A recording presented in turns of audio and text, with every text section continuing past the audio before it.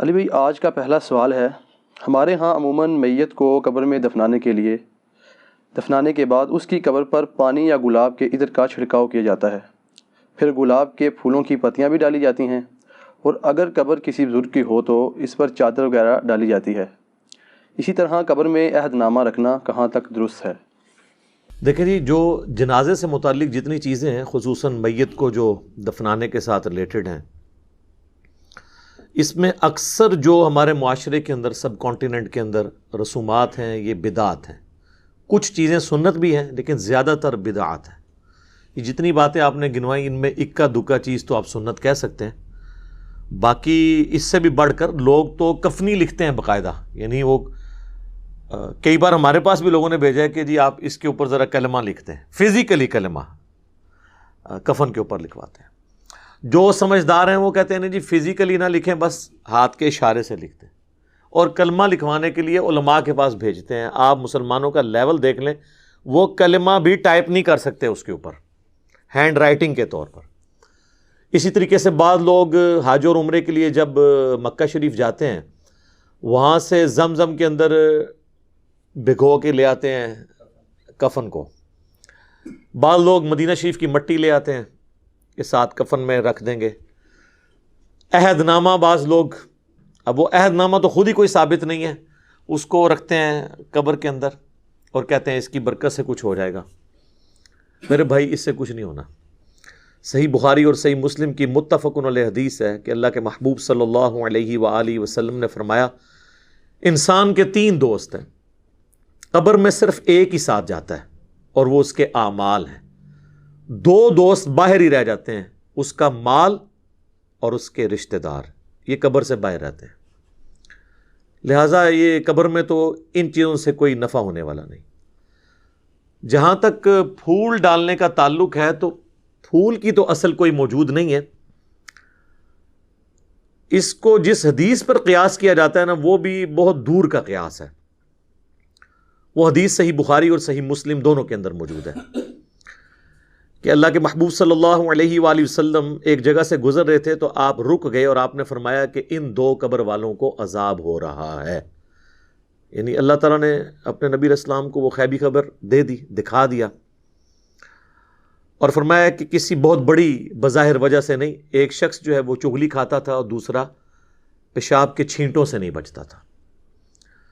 پھر نبی صلی اللہ علیہ وآلہ وسلم نے اپنے مبارک ہاتھوں سے ایک درخت کی ٹہنی توڑی اور اس کے 2 ٹکڑے کر کے دونوں قبروں پر ایک ایک ٹکڑا لگا دیا، اور فرمایا کہ جب تک یہ ہری رہیں گی، یعنی یہ بریکٹ میں ہے جو اگلے الفاظ ہیں، یعنی وہ لوگ کہتے ہیں تسبیح کرتی رہیں گی، یہ بریکٹ میں ہوتے ہیں۔ اصل میں الفاظ ہیں کہ جب تک یہ سرسبز رہیں گی، ان کے عذاب میں تخفیف ہوگی۔ اب اس حدیث کے تحت بعض لوگ یہ کہتے ہیں کہ چونکہ ہری جو ٹہنیاں ہیں وہ زندگی کی علامت ہے، اور وہ زندہ چیز جب اللہ کا ذکر کرے گی تو اس کی برکت سے قبر والے کو نفع پہنچے گا۔ اب یہ سب کچھ ایکسپلینیشن ہے، اس حدیث میں یہ الفاظ نہیں ہے، اور اس ایکسپلینیشن کے ساتھ آپ اختلاف بھی کر سکتے ہیں۔ اس کی وجہ یہ ہے کہ چیز کوئی ہری ہو یا سوکھ جائے، دونوں حالتوں میں اللہ کا ذکر کرتی ہے۔ سورہ بنی اسرائیل میں آیا نا کہ کوئی ایسی چیز نہیں ہے جو اللہ کی حمد کے ساتھ اس کی تسبیح نہ کرتی ہو، مگر یہ کہ تم اس کی تسبیحات کو سمجھ نہیں سکتے۔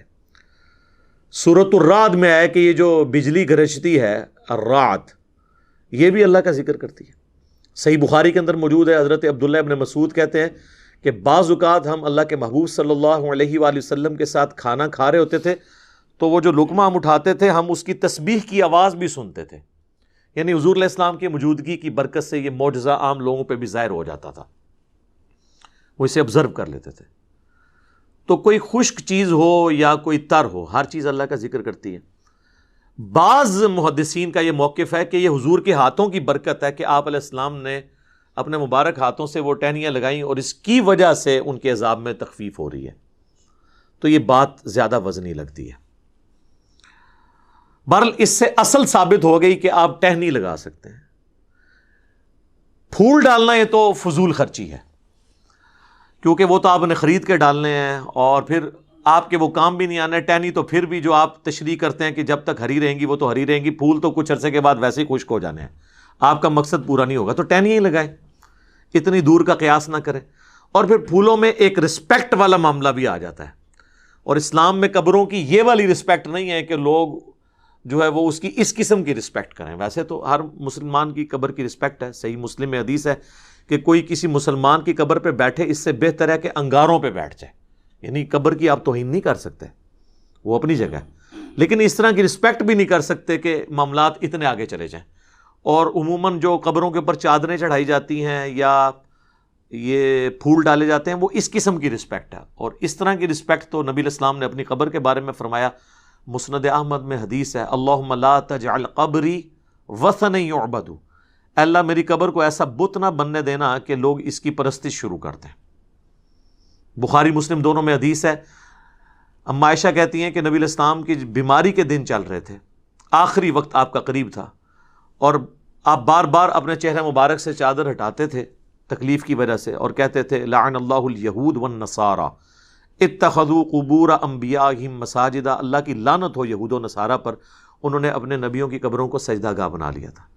اور اما عائشہ کہتی ہیں حضور یہ اس لیے بات کر رہے تھے کہ آپ ہمیں ڈرا رہے تھے کہ آپ کی قبر کے ساتھ یہ کچھ نہ کیا جائے. اور آگے اما عائشہ کے الفاظ ہیں بخاری مسلم میں کہ اگر ہمیں یہ خطرہ نہ ہوتا کہ لوگ رسول اللہ کی قبر پہ سجدے شروع کر دیں گے تو ہم بھی زائرین کی زیارت کے لیے اس قبر مبارک کو اوپن چھوڑ دیتے, لیکن ہم ڈر رہے تھے. تو اس طرح کی رسپیکٹ نہ ہو کہ جس میں معاملات بہت آگے چلے جائیں. باقی یہ درست ہے کہ آپ ٹہنی لگا سکتے ہیں, اور یہ سنت مبارکہ ہے, اور حضور کی میں تو سمجھتا ہوں ہاتھوں کی برکت ہے. اس کو سپورٹی وہ حدیث بھی ہے بخاری اور مسلم دونوں میں. ایک حبشی عورت تھی جو مسجد نبوی کی صفائی کرتی تھی, اچانک فوت ہو گئی. صحابہ کرام نے رات کے وقت جنازہ پڑھ کے اسے دفنا دیا. نبی علیہ السلام نے کچھ دنوں کے بعد پوچھا کہ وہ عورت کدھر ہے, تو بتایا گیا یا رسول اللہ وہ تو فوت ہو گئی تھی. آپ نے فرمایا تم نے مجھے کیوں نہیں بتایا, میں بھی اس کا جنازہ پڑھتا. پھر آپ نے فرمایا مجھے اس کی قبر پہ لے جاؤ. حضور علیہ السلام قبر پہ لے گئے. حضور علیہ السلام کو صحابہ تو سمجھ رہے تھے کہ یہ تو عام سی عورت ہے, اس کی کیا امپورٹنس ہوگی, لیکن حضور علیہ السلام کے لیے تو جو دین کی خدمت کرنے والے لوگ ہیں ان کی امپورٹنس زیادہ ہے, چاہے وہ کچھ بھی ہوں دنیاوی سٹیٹس کے اعتبار سے. پھر نبی علیہ السلام نے اس کی قبر پہ جا کے جنازہ پڑھا, اور جب آپ واپس پلٹے تو یہ حدیث بخاری مسلم دونوں میں, مسلم کے آگے الفاظ ہیں, آپ نے فرمایا یہ قبریں اندھیروں میں ڈوبی ہوئی تھی, اللہ نے میرے جنازہ پڑھنے کی برکت سے انہیں نور سے بھر دیا ہے. تو اس سے یہ بھی پتہ چلا کہ وہ کافروں کی قبریں نہیں تھیں, کیونکہ کافر کو مرنے کے بعد نفع نہیں قبر میں پہنچ سکتا, مسلمانوں کی قبریں تھیں. اب میں صحابہ نہیں کہتا, آپ لوگ گستاخی کا فتویٰ لگا دیں گے. اس زمانے کے جو بریلوی دیوبندی اہل حدیث ہوتے تھے ان کی قبریں تھیں. اب یہی مجھے کہنا پڑے گا مجبوراً, ٹھیک ہے, حضور کے زمانے کے. تو آپ علیہ السلام کی دعا کی برکت سے یہ معاملہ اس طرح کا ہو گیا. تو یہ ٹھیک ہے, آپ قبر پہ جا کے بھی جنازہ پڑھیں. اور دیکھیں آٹومیٹکلی اللہ تعالیٰ نے میت کو نفع پہنچانے کے لیے یہ پھولوں والا کام کرنے کی ضرورت نہیں, کئی اور طریقے رکھ دیے ہیں. صحیح بخاری اور مسلم دونوں میں حدیث موجود ہے کہ ایک مسلمان کے دوسرے مسلمان پہ 5 حق ہیں, 5 حقوق ہیں. ان میں سے ایک یہ ہے کہ جب وہ مر جائے تو اس کا جنازہ پڑھے. تو جنازہ پڑھے گا تو اس کے لیے دعا کرے گا اس میں, تو وہ نفع اسے پہنچے گا. تو پھول ڈال کے ضرور نفع پہنچانا ہے.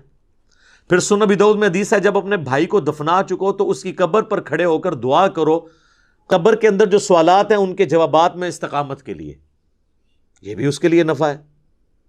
پھر اس کے بعد بھی جب آپ کبھی قبر پہ جائیں تو صحیح مسلم میں موجود ہے آپ نے قبرستان والوں کے لیے دعا کرنی ہے, السلام علیکم اہل الدیار من المؤمنین والمسلمین وَإِنَّا إِن شَاءَ اللَّهُ بِكُمْ لَلَاحِقُونَ نَسْأَلُ اللَّهَ لَنَا وَلَكُمُ الْعَافِيَةَ. اے جو مسلمان مومنین اور مسلمین یہاں پہ جتنے بھی لوگ دفن ہو تم پر سلامتی ہو, ہم بھی اللہ نے چاہا تو عنقریب تمہارے پاس آنے والے ہیں مر کے, ہم اللہ کے حضور تمہارے لیے اور اپنے لیے عافیت کا سوال کرتے ہیں. تو یہ دعا کا بھی نفع ہے, وہ آپ نے قبرستان جب بھی جانا ہے دعا کرنی ہے تو وہ بھی نفع اس کو پہنچ رہا ہے. اس کے علاوہ کچھ رسومات ہیں وہ بھی صحیح ہے, جس طرح صحیح مسلم میں حدیث ہے کہ حضرت عمر بن عاص کی جب موت کا وقت قریب آیا تو بڑی لمبی وہ حدیث ہے, اور یوٹیوب پہ میرا کلپ بھی ہے عمر بن عاص کی موت, تو اس میں وہ کافی دردناک حدیث ہے. اس کے اینڈ پہ الفاظ ہیں جب میں مر جاؤں تو میری میت کے ساتھ کوئی نوحہ کرنے والی عورت نہیں لے کے جانی ساتھ، نہ کوئی آگ لے کے جانی ہے، اور جب مجھے دفنا چکو تو میری قبر پر پانی چھڑک دینا۔ تو اس سے پتہ چلا کہ قبر پہ پانی چھڑکنا سنت ہے، اور میری قبر پہ اتنی دیر بیٹھے رہنا، یعنی اس کے اوپر نہیں، یعنی مراد اس کے سائیڈ پہ، جتنی دیر اونٹ کو نہر کر کے، اونٹ کو نہر کرنے کے بعد اس کا گوشت تقسیم کیا جاتا ہے، یعنی آلموسٹ 2.5-3 گھنٹے، تاکہ میں اپنے قبر کے ساتھ مانوس ہو جاؤں اور سوالات کے جوابات میں مجھے استقامت نصیب ہو۔ تو قبر پہ بیٹھنا اتنی دیر، تو یہ سنت ہے، یعنی ظاہر ہے سنت اس اعتبار سے ایک صحابی تعلیم کر رہے ہیں۔ تو پانی کا چھڑکاؤ کرنا بھی سنت ہو گیا، جنازے کی دعا بھی سنت ہو گئی، قبرستان کی دعا بھی سنت ہو گئی، اور سورۃ الحشر میں تو اللہ تعالیٰ نے کیٹاگوریکلی فرمایا ربنا اغفر لنا ولاخواننا الذین سبقونا بالایمان، اہل ایمان کی نشانی ہے کہ وہ اپنے سے اگلے جو لوگ گزر چکے، مر چکے، ان کے لیے دعا کرتے ہیں۔ تو وہ تو ہم عام دعاؤں میں بھی ہمارا حصہ ان تک پہنچتا رہتا ہے، وہ ہم نے دعا کرنی ہے ہر صورت میں۔ باقی اللہ کی مرضی ہے، وہ دعا کو قبول کرے۔ صحیح مسلم میں حدیث ہے کہ جس مسلمان کے جنازے میں 40 ایسے مسلمان شریک ہو جائیں جو شرک نہ کرتے ہوں، تو اللہ تعالیٰ ان کی شفاعت اس مردے کے حق میں قبول کر لے گا۔ اب یہ اللہ کی مرضی ہے، قبول کرے یا نہ کرے۔ بخاری مسلم دونوں میں حدیث ہے کہ عبداللہ ابن ابی جب مرا ہے، حضور علیہ السلام نے اپنا کرتا مبارک کفن کے طور پہ اسے دیا، چونکہ اس کا بیٹا صحابی تھا، نبی علیہ السلام کی اخلاقیات تھے۔ اپنے مبارک ہاتھوں سے اسے قبر میں اتارا، جنازہ پڑھایا، اپنا تھوک مبارک اس کے منہ میں ٹپکایا، لیکن اینڈ رزلٹ یہ ہوا کہ سورہ توبہ میں آیات نازل ہوئیں کہ آپ 70 دفعہ بھی ان کے لیے مغفرت کی دعا کریں، ہم قبول نہیں کریں گے، اور آئندہ نہ تو آپ نے ان کا جنازہ پڑھنا ہے اور نہ کسی کی اس طرح کے بندے کی قبر پہ آپ نے کھڑے ہونا ہے۔ تو وہ اللہ کی مرضی، کسی کو نفع پہنچائے یا نہ پہنچائے، اس طرح دھواں زبردستی کے ساتھ نہیں کر سکتے۔ بخاری مسلم دونوں میں حدیث ہے، نبی علیہ السلام کا ایک غلام تھا مدعم، جو آپ علیہ السلام کہ اونٹ کا کجاوا کسا کرتا تھا، سفر و حضر میں آپ کو وضو کرواتا تھا، آپ کے ساتھ ایک اٹیچ تھا۔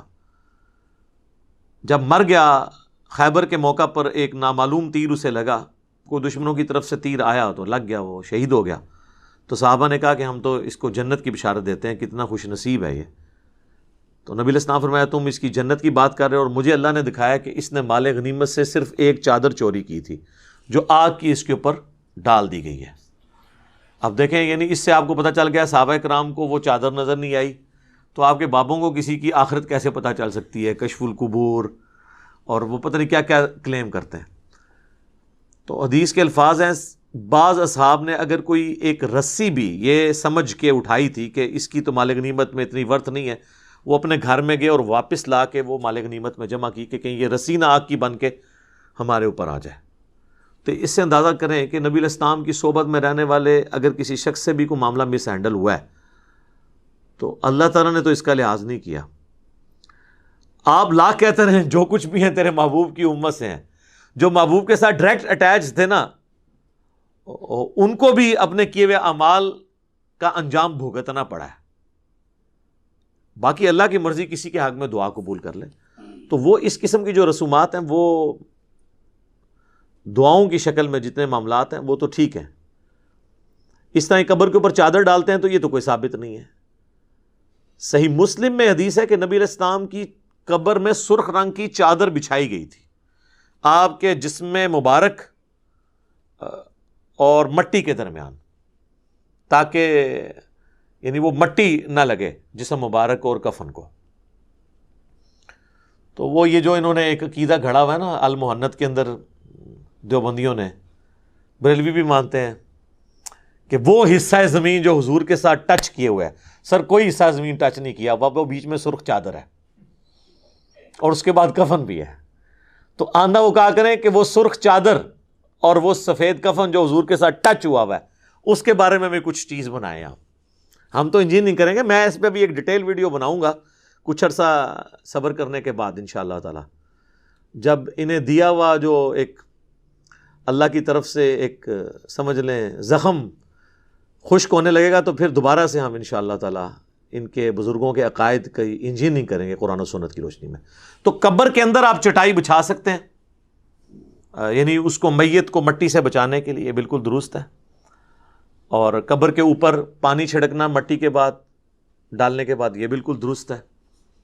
اور میرا خیال نہیں ہے کہ اس میں آپ کو کوئی عطر وغیرہ کی بوتل ضائع کرنے کی ضرورت ہے، اس لیول پہ جانے کی ضرورت نہیں ہے. پھولوں کا جہاں تک معاملہ ہے وہ تو کوئی اس طریقے سے ثابت نہیں ہے. اب وہ جس طریقے سے قیاس کر رہے ہیں تو وہ پھر قیاس ملٹی پلائی ہوتا جائے گا، اور مجھے اس کی کوئی لاجک سمجھ نہیں آتی، کیونکہ اس میں فضول خرچی والا عنصر بھی اور قبر کی ایک ضرورت سے زیادہ تعظیم والا معاملہ بھی آ جاتا ہے جو اس میں فٹ ان نہیں بیٹھتا.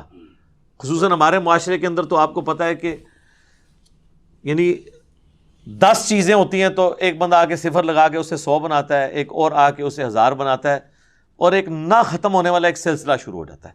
یہاں ہم یہ رسک نہیں لے سکتے کہ لوگوں کو اپنے اپنے معاملات کرنے کی اجازت دیں. یہاں تو لوگ قبروں پہ اذانیں دے رہے ہیں.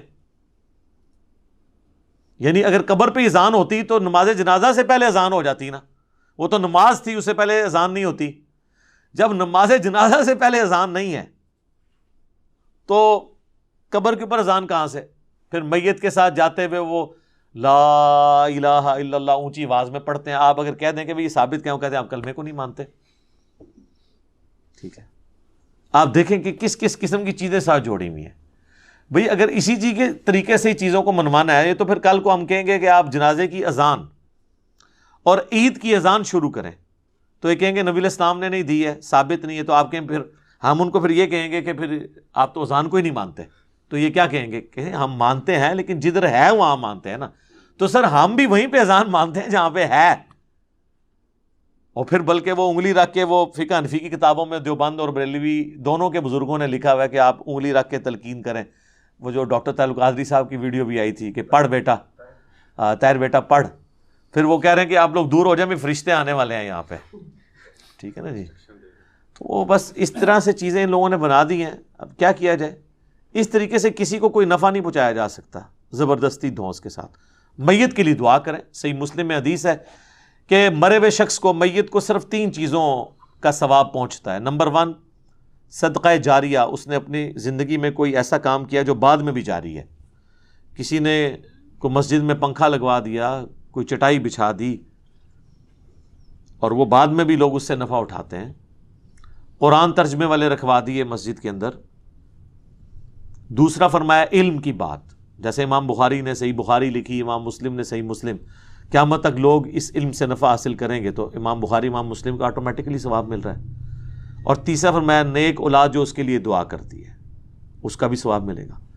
صدقہ اور خیرات کا بھی ثواب ملتا ہے. وہ سنن نسائی میں حدیث ہیں. ایک پورا ایک ٹاپک ہے، میں نے اس کے اوپر ایک ڈیٹیل لیکچر ریکارڈ کروا دیا ہے، ایصال ثواب کے 10 طریقے، جس میں نے بتایا کہ اس طریقے سے آپ میت کو نفع پہنچا سکتے ہیں. اس میں میرے بھائی یہ پھولوں والا معاملہ کہیں پہ نہیں آتا. اس کے ساتھ جتنی جڑی ہوئی چیزیں وہ جان بوجھ کے میں ڈسکس کر دیتا ہوں تاکہ معاشرے کے اندر جو بدعات ہے نا وہ کلیریفائی ہو جائے. ادروائز تو جس کا جو دل کرتا ہے نا وہ اس کے ساتھ. ابھی تو بلکہ ایک اگلی بدعت بھی شروع ہو چکی ہے. آپ تو میت گھر میں رکھی ہوتی ہے نا، وہاں پہ بھی لوگ اس کے گرد دائرہ بنا کے تو کلمہ پڑھنا شروع کر دیتے ہیں. اور بعض اوقات اس شخص کی میت کے اوپر کلمہ اور قرآن پڑھ رہے ہوتے ہیں جس نے پوری زندگی قرآن کھول کے خود نہیں دیکھا ہوتا. تو اللہ تعالیٰ کو آپ کے اس قرآن پڑھنے سے کیا انٹرسٹ ہوگا جس شخص نے اپنی زندگی میں قرآن کو سیریس نہیں لیا. باقی دعا کریں، اللہ سے امید رکھیں، حسن ظن رکھیں کہ اللہ تعالیٰ اس کے لیے کوئی عافیت والا معاملہ فرمائے گا. لیکن ہمارا کام ہے ان چیزوں کو ہائی لائٹ کریں تاکہ اگر کسی کی اصلاح کا کوئی پہلو نکلتا ہو تو نکلے. باقی دھون زبردستی کے ساتھ تو ہم چیزوں کو بنوا نہیں سکتے. تو میں نے یہ ایک اوور آل ایک چیزیں کلیئر کر دی. تو اس کا اینڈ رزلٹ کنکلوژن یہ ہے کہ پھول ڈالنا ثابت نہیں ہے، ٹہنی لگانا ثابت ہے، پانی کا چھڑکاؤ کرنا ثابت ہے قبر کے اوپر، اور قبر پہ کھڑے ہو کے دعا کرنا ثابت ہے، قبرستان جاتے ہوئے دعا کرنا ثابت ہے. تو یہ وہ ساری چیزیں ہیں جو میت کو نفع پہنچانے کے لیے، کیونکہ اینڈ رزلٹ لوگ یہ سمجھتے ہیں کہ ہم نے اس پھول کے ذریعے اس کو نفع پہنچانا ہے، تو وہ پھر جس طریقے سے نفع بتایا گیا اسی طریقے سے آپ نے پہنچانا ہوگا. ٹھیک ہو گیا جی؟ جزاکم اللہ خیر.